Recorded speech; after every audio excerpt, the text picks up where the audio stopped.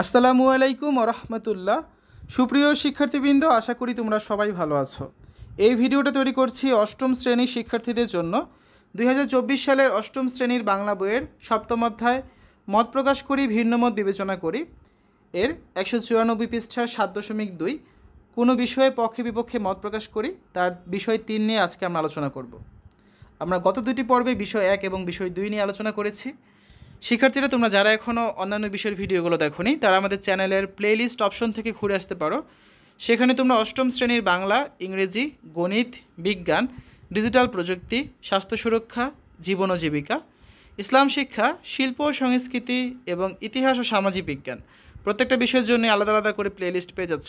এখানে তোমাদের যে যে বিষয়ের ভিডিও দরকার খুব সহজেই তোমরা দেখে নিতে পারবে। 7.2 কোনো বিষয়ে পক্ষে বিপক্ষে মত প্রকাশ করি। কিছু কিছু বিষয় থাকে যেগুলোর পক্ষে ও বিপক্ষে যুক্তি দাঁড় করানো যায়। নিচে এমন কিছু বিষয় দেওয়া হলো, এর পক্ষে ও বিপক্ষে তুমি যুক্তি তুলে ধরো এবং পরে নিজের সিদ্ধান্ত উল্লেখ করো। কাজ শেষ করে সহপাঠীর সাথে আলোচনা করো এবং প্রয়োজনে সংশোধন করো। তো আমরা দ্বিতীয় পর্বে বিষয় 1 এবং তৃতীয় পর্বে বিষয় 2 নিয়ে আলোচনা করেছি। আজকে চতুর্থ পর্বে আমরা দেখব বিষয় 3, কম্পিউটারের যুগে সুন্দর হাতের লেখার প্রয়োজন নেই। এর পক্ষের মত দেখব, বিপক্ষের মত দেখব এবং একটা সিদ্ধান্ত দেখব। তো আসো দেখি কী লেখা যেতে পারে। বিষয় 3, কম্পিউটারের যুগে সুন্দর হাতের লেখার প্রয়োজন নেই। প্রথমে এর পক্ষের মত দেখি আমরা। কম্পিউটার শব্দের অর্থ গণনাকারী। এটি অত্যাধুনিক গণকযন্ত্র। আধুনিক জীবনে কম্পিউটার একটি গুরুত্বপূর্ণ ভূমিকা পালন করে। বর্তমানে বিনোদন, শিক্ষা, চিকিৎসা, লেখালেখি সব কিছু কম্পিউটারের সাহায্যে পরিচালিত হয়। কম্পিউটারে বিভিন্ন ভাষায় নানা ধরনের একাধিক ফন্ট রয়েছে যা দিয়ে ইচ্ছে মতো লেখার কাজ করা যায়। এসব লেখা একই রকম, আবার ভিন্ন ভিন্ন করে লেখা যায়। তাই কম্পিউটারের যুগে সুন্দর হাতের লেখার কোনো প্রয়োজন নেই বললেই চলে। এখন দেখব বিপক্ষের মত কী হতে পারে।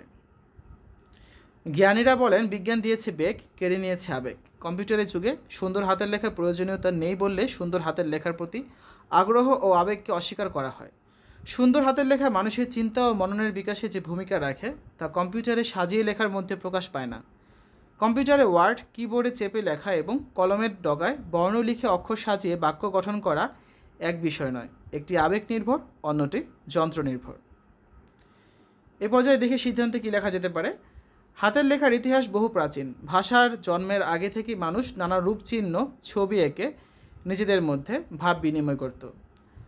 আজকের দিনে বিজ্ঞান প্রযুক্তির যে অগ্রগতি সাধিত হয়েছে তা প্রাচীন ঐতিহ্যের ধারা বেয়ে এবং সভ্যতার অগ্রগতি ও বিজ্ঞানের অগ্রযাত্রার ফসল।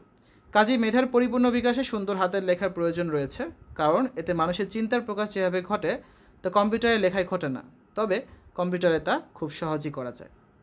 তো শিক্ষার্থীরা, এই ছিল আমাদের আজকে আলোচনা। আগামী ক্লাসে আমরা বিষয় 4 নিয়ে আলোচনা করব। দীর্ঘদিনের প্রচলিত রীতিকে মেনে চলতে হয়, যেটা তোমরা দেখতে পাবে 5 নম্বর পর্বে। সকলকে দেখার জন্য আমন্ত্রণ জানাচ্ছি।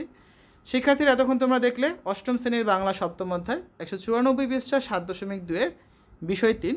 আশা করি ভিডিওটা তোমাদের কাছে ভালো লেগেছে। তো সকলে সুস্থতা কামনা করে আজ এখানেই বিদায় নিচ্ছি। আল্লাহ হাফেজ।